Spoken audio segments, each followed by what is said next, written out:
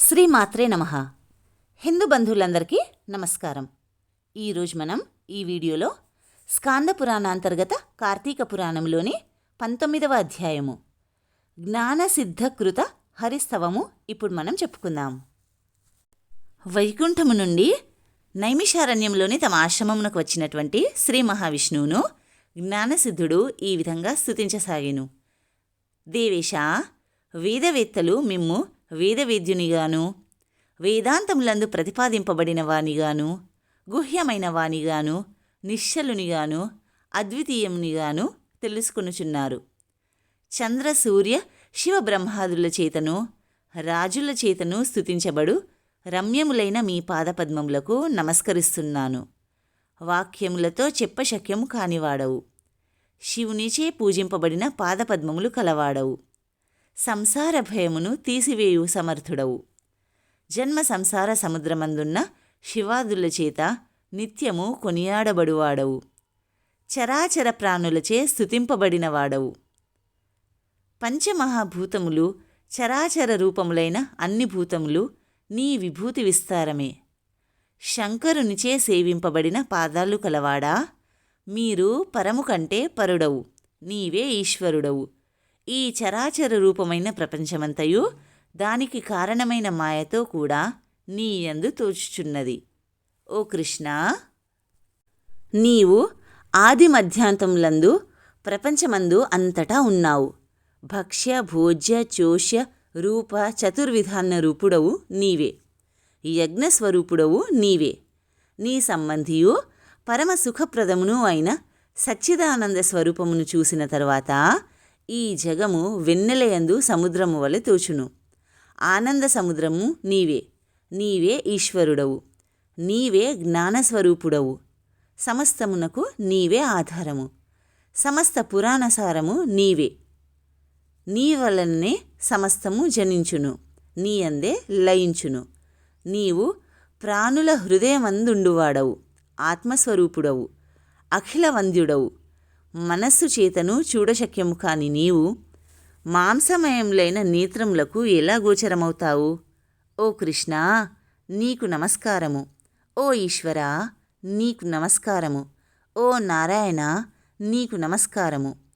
నన్ను ధన్యుణ్ణి చేయుము. మీ దర్శన ఫలము విఫలం చేయకుము. ఓ పరమపురుష, నీకు మాటిమాటికి నమస్కారము. ఓ దేవేశ, నన్ను నిరంతరము పాలించుము. నీకు నమస్కారము. సమస్త లోకములయందు పూజించదగిన నీకు నేను మ్రొక్కుతున్నాను. ఇందువలన నా జన్మ సఫలమగుగాక. నీకేమియూ కొరత పడదు కదా. నీ జ్ఞానానికి లోపముండదు కదా. నీవు దాతవు, కృపాసముద్రుడవు. నేను సంసార సముద్రమగ్నుడనై దుఃఖించుచున్నాను. కాబట్టి సంసార సముద్రమునందు పడి ఉన్న నన్ను రక్షించుము.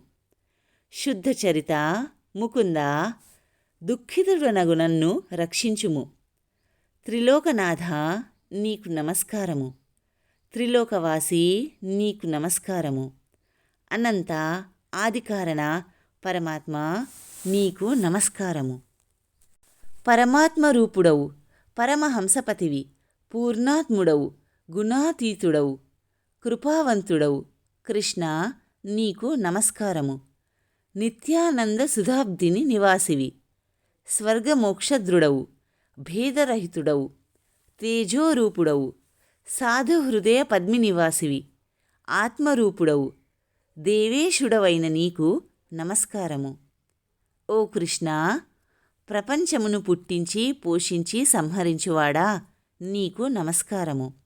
వైకుంఠ నిలయ, వ్యాసాదుల చేత కొనియాడబడు పాదములు గల కృష్ణ, నీకు నమస్కారము. విద్వాంసులు నీకు నమస్కారాదులు చేసి నీ పాదభక్తి అనే పడవ చేత సంసార సముద్రమును దాటి తేజోమయమైన నీ రూపమును పొందుతారు. అనేక బోధుల చేతను, తర్కవాక్యముల చేతను, పురాణముల చేతను, శాస్త్రముల చేతను, నీతుల చేతను మనుష్యులు నిన్ను చూడలేరు. నీ పాదభక్తి అనే కాటుకను ధరించి నీ రూపమును చూసి దానినే ఆత్మగా భావించి తరిస్తారు. గజేంద్ర, ధ్రువ, ప్రహ్లాద, మార్కండేయ, విభీషణ, ఉద్ధవ మున్నగు భక్తులను కాపాడిన ఓ శ్రీహరి, నీకు నమస్కారము. నీ నామమును కీర్తించినంతలో సమస్త పాతకములు నశిస్తాయి. ఆశ్చర్యము! ఒక్కమారు నీ నామ సంకీర్తన చేయువాడు నీ పాద సన్నిధిని చేరుతాడు. కేశవ, నారాయణ, గోవింద, విష్ణు, జిష్ణు, మధుసూదన, దేవ, మహేశ, మహాత్మా, త్రివిక్రమ, నిత్యరూప, వామన, శ్రీధర, హృషికేశ, పద్మనాభ, దామోదర, సంకర్షణ, నీకు వందనములు. ఓ కృపానిధి, మమ్ములను రక్షించుము. ఈ విధంగా స్తుతి చేయుచున్న జ్ఞానసిద్ధునితో భగవంతుడు చిరునవ్వుతో ఈ విధంగా పలికెను. ఓ జ్ఞానసిద్ధ, నీ స్తోత్రమునకు సంతోషించితిని. నా మనస్సు నీ స్తోత్రముతో ప్రసన్నమైనది. వరమిచ్చెదను, కోరుకో అని విష్ణువు అనగా జ్ఞానసిద్ధుడు ఈ విధంగా అడిగెను. గోవిందా, నా యందు దయ ఉన్నచో నీ స్థానమును ఇమ్ము. ఇంతకంటే వేరే ఏ ఇతర వరము నేను కోరను. అప్పుడు భగవంతుడు ఈ విధంగా చెప్పెను. ఓ జ్ఞానసిద్ధ, నీవు కోరినట్లగును. కానీ ఇంకొక మాట చెబుతాను, వినుము. లోకములో చాలామంది దురాచారవంతులై ఉన్నారు, బుద్ధిహీనులై ఉన్నారు.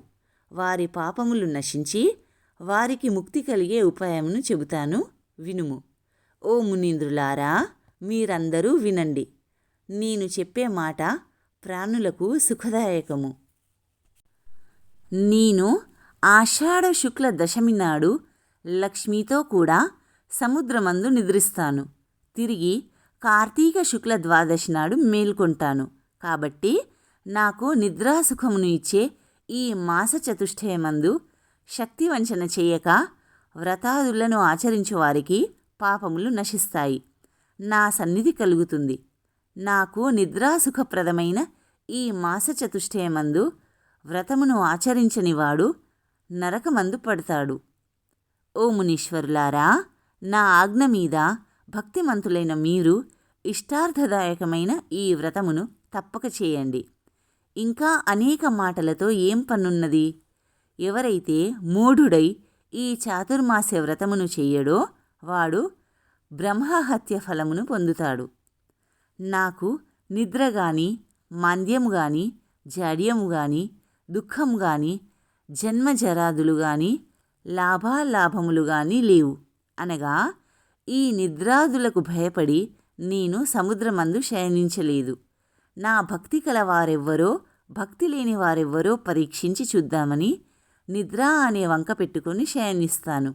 కాబట్టి నా ఆజ్ఞను అనుసరించి నాకు ఇష్టమైన ఈ చాతుర్మాస్య వ్రతమును చేయువారు విగత పాపులవుతారు, నాకు ఇష్టులవుతారు.